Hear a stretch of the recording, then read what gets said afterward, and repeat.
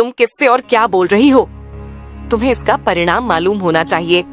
शायद पहली बार कुंती ने इस लहजे में बात की थी धात्री से, लेकिन धात्री की बात सुनकर जैसे कुंती की सांस रुक गई। उसके पैरों तले जमीन खिसक गई थी।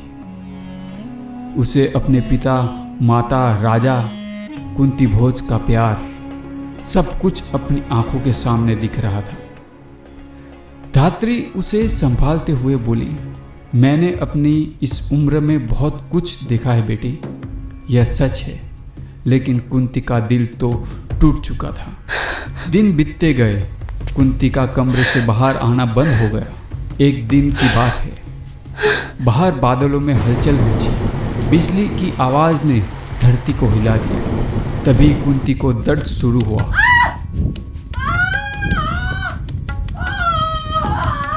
धात्री ने उसे लेटा दिया।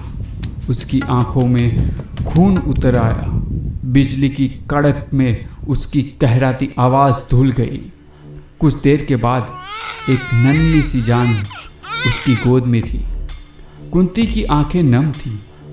उससे पहले कि वो कुछ कर पाती, धात्री बोली, जल्दी कीजिए राजकुमारी, हमें अभी बाहर जाना होगा। कुंती रो पड़ी। क्यों? कहाँ लेकर जाऊं इसे? तुम्हारे पास दिल है या नहीं?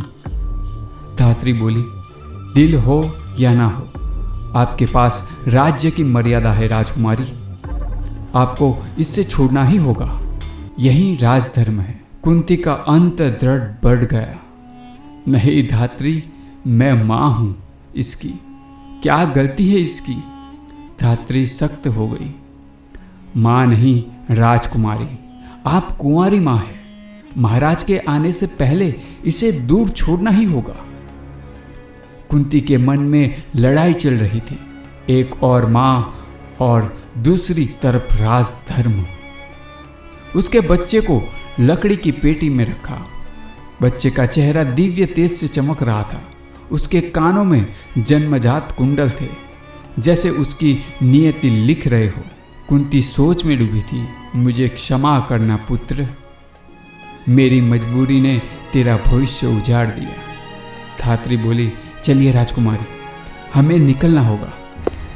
भारी बारिश चलने की आवाज आने लगी। दोनों छुपते छुपाते नदी के किनारे पहुंचे।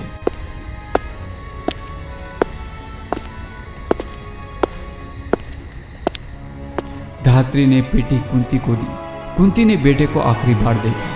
उसकी आंखें बरस पड़ी। मुझे क्षमा करना पुत्र, मुझे माफ कर देना बेटा कर्ण।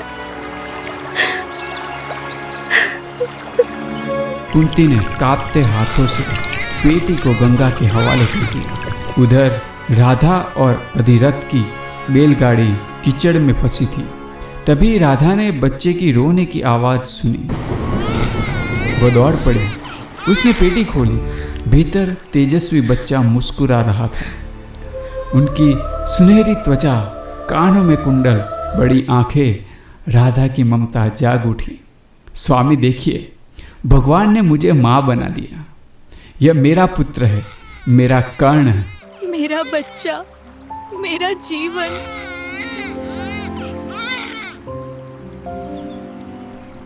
और मैं इससे किसी को नहीं दूंगी। अधिरथ भी भावुक थे। उन्होंने कहा, राधा चलो, इसे घर ले चले, वरना बच्चा बीमार पड़ जाएगा। यूं राधा और अधिरथ के स्नेह में कर्ण बड़ा हुआ।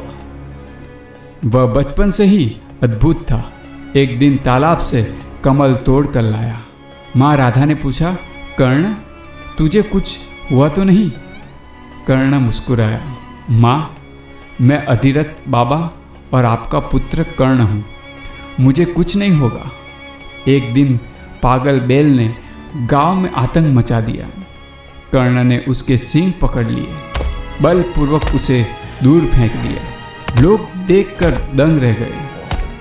बाद में अधिरथ के मित्र संजय आए। कर्ण रथ साफ कर रहा था। संजय बोले, कर्ण ये क्यों कर रहे हैं? कर्ण ने दृढ़ स्वर में कहा, काकाश्री मैं योद्धा बनूंगा। क्या कर्ण का तेज और संघर्ष महाभारत का नया इतिहास लिखेगा? देखने के लिए हमारे चैनल को सब्सक्राइब कर लीजिए, वीडियो को ज़्यादा से ज़्यादा शेयर कीजिए।